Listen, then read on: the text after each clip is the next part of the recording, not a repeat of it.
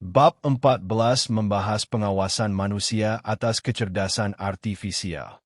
Sistem mampu mengolah data, mengenali pola, dan memberi wawasan dengan cepat, tetapi belum mampu menggantikan pemahaman intuitif, kecerdasan emosional, dan kompas moral manusia. Karena itu, manusia harus masuk dan tetap berada dalam lingkar keputusan. Bab ini menggunakan dilema troli, kecelakaan kendaraan tanpa pengemudi, dan perdebatan tentang kendali manusia untuk memperlihatkan bahwa keputusan bernilai moral tidak boleh diserahkan sepenuhnya kepada mesin. 1. Salah satu kelemahan utama kecerdasan artifisial adalah keputusan tanpa pengawasan. Algoritma dapat mengolah data dalam jumlah besar dan memberi wawasan, tetapi tidak memiliki pemahaman intuitif serta kecerdasan emosional manusia. Sistem sangat baik untuk perhitungan, pola, ketepatan, kualitas, dan kecepatan. Namun, pilihan etis dan faktor manusia yang tidak berwujud memerlukan lebih dari solusi logis. Manusia memahami nuansa, beradaptasi, dan membuat keputusan berdasarkan empati serta kepedulian. 2. Empati bukan sekadar memahami sudut pandang seseorang.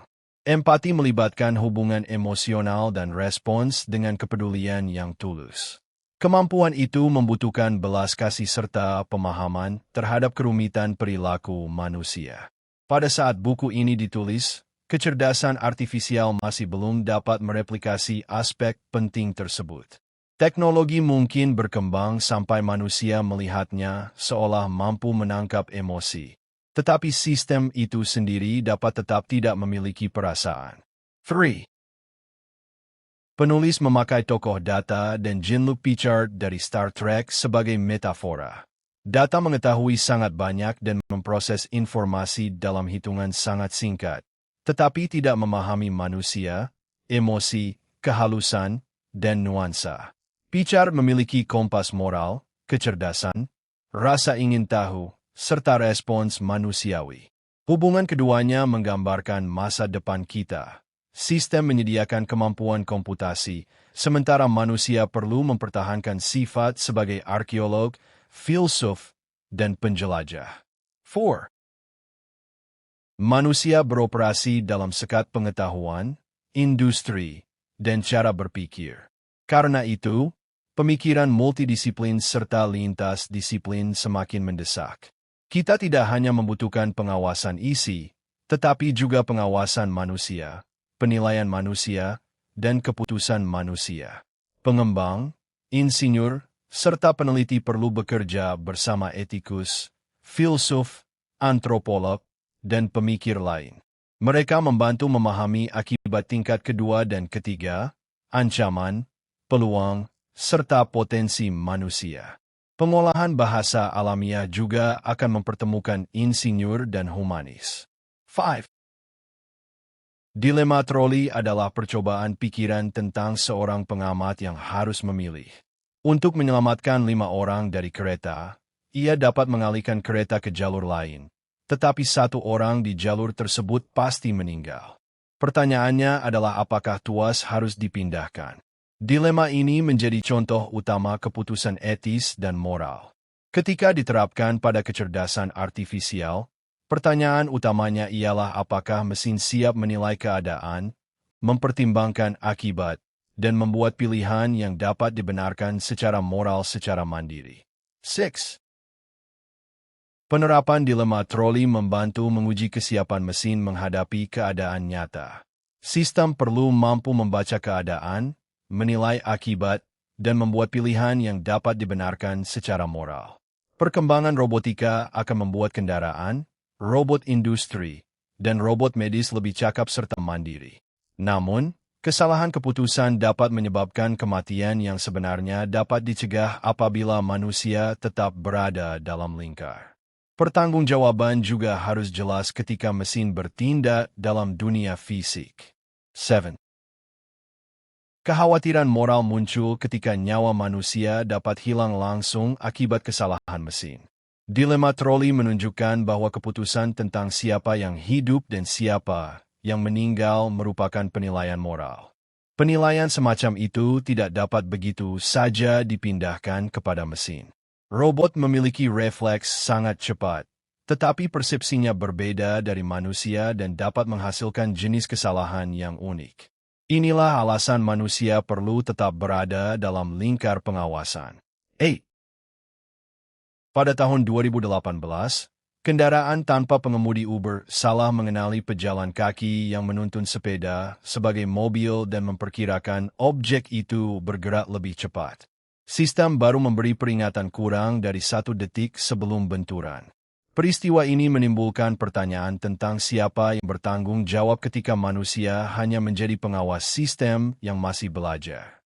Apakah perusahaan pemilik kendaraan atau orang di balik kemudi yang seharusnya mengambil alih? Pada Juli 2023, tanggung jawab diputuskan berada pada individu di balik kemudi. 9. Badan Keselamatan Transportasi Nasional Amerika Serikat menemukan bahwa perlindungan bagi operator uji terhadap kepuasan otomasi masih kurang.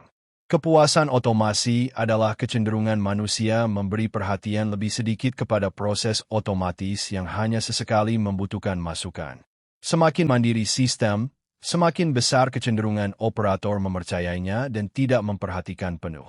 Kecelakaan Uber memperlihatkan akibat ketika risiko tidak dipikirkan dengan kesengajaan yang cukup. 10. Model bahasa dapat memberi kesan bahwa kita sedang berbicara dengan makhluk rasional. Namun, kemampuan model harus dibedakan secara jelas dari proses kognitif manusia.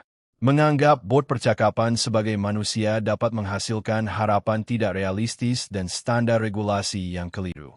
Sebaliknya, keangkuhan antroposentris menjadikan pikiran manusia sebagai tolok ukur tertinggi sehingga kekuatan khas mesin, seperti kecepatan, skala, dan pengolahan data, justru diremehkan. Kita memerlukan pandangan yang seimbang. 11. Walaupun manusia dan sistem dapat bekerja secara simbiotik, kita harus berhati-hati memberi nilai serta kepercayaan terlalu besar kepada keluarannya. Batas antara saran komputasi, penilaian, dan moralitas bersifat mudah ditembus. Kecerdasan artifisial belum siap untuk keputusan tanpa pengawasan dan tidak seharusnya ditempatkan pada posisi tersebut. Penulis menegaskan bahwa wilayah penilaian dan moralitas adalah tempat manusia, dan hanya manusia harus tetap berada. 12. Perubahan ini membutuhkan etika dan kerangka etis baru. Kita perlu menentukan berapa banyak serta jenis kendali yang boleh dilepaskan, misalnya pada kendaraan tanpa pengemudi atau penjaga otomatis bagi lansia. Jika sistem mengalahkan manusia dalam tugas yang dahulu dianggap khas manusia, apakah kita akan merasa tertekan untuk menyerahkan kendali? Adakah teknologi yang tidak seharusnya dibuat jika berarti kehilangan kendali manusia?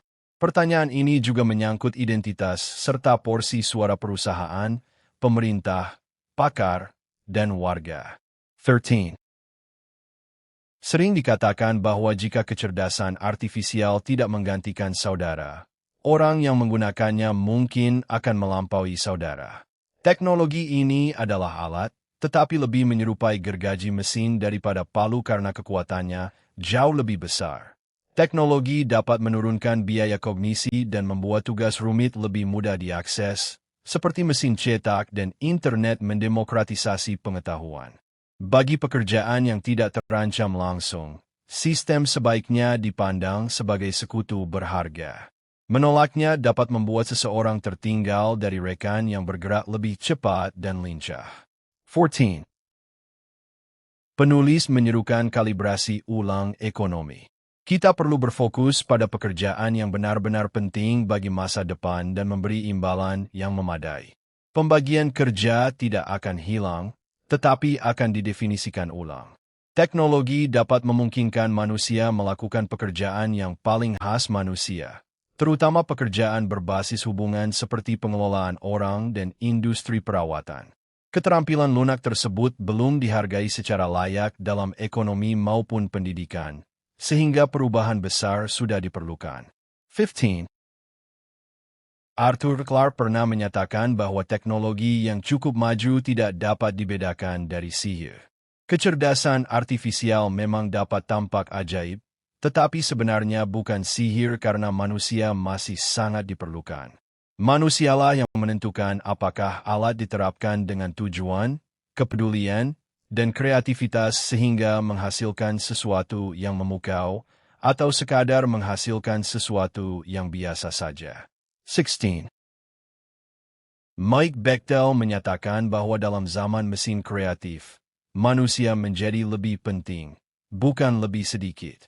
Kita harus memimpin dengan tujuan dan kemanusiaan, menyeimbangkan daya tarik kemajuan cepat dengan keraguan yang sehat. Kita perlu skeptis terhadap apa yang mampu dan tidak mampu dilakukan sistem. Kecerdasan artifisial bukan obat bagi semua masalah, dan menempelkan label berbantuan atau digerakkan kecerdasan artifisial tidak otomatis membuat sebuah penawaran lebih baik. Masa depan keagenan manusia bergantung pada kendali atas pilihan yang relevan bagi kehidupan. 17. Pew Research Center dan Imagining the Internet Center bertanya kepada para pakar apakah pada tahun 2035 mesin pintar akan dirancang agar manusia mudah mengendalikan sebagian besar keputusan penting dalam hidup. Para pakar hampir terbagi sama mengenai banyaknya kendali yang dapat dipertahankan. Mereka sepakat bahwa perusahaan dan pemerintah yang berpengaruh akan memperluas peran teknologi secara bermanfaat. Namun, banyak yang khawatir sistem akan melemahkan kemampuan individu mempertahankan kendali atas pilihannya. 18. Jika mesin kelak menjadi lebih cerdas daripada manusia, pertanyaan kendali akan semakin mendesak. Tokoh-tokoh terkenal menyampaikan kekhawatiran dan ramalan yang berbeda. Sebagian melihat dominasi kecerdasan artifisial, sementara yang lain membayangkan sintesis manusia dan mesin yang damai. Arah akhirnya belum diketahui. Namun, penulis menegaskan kebutuhan kolaborasi lintas disiplin yang lebih besar antara teknolog, etikus, pembuat kebijakan, dan masyarakat luas. 19. Sebagai penutup, bab 14 menyampaikan 5 pokok. Pertama, kecepatan dan ketepatan komputasi tidak menggantikan intuisi, empati, atau moralitas. Kedua, keputusan yang menyangkut kehidupan dan keselamatan harus mempertahankan manusia dalam lingkar. Ketiga, kepercayaan berlebihan serta kepuasan terhadap otomasi dapat melumpuhkan pengawasan. Keempat, teknologi merupakan sekutu yang kuat, tetapi manusia menentukan tujuan dan batas penggunaannya. Kelima, keagenan manusia memerlukan kerangka etika serta kerjasama antara teknolog, humanis, pemerintah, dan masyarakat. Pengawasan bukan hambatan bagi kemajuan, melainkan syarat agar kemajuan tetap manusiawi. 20.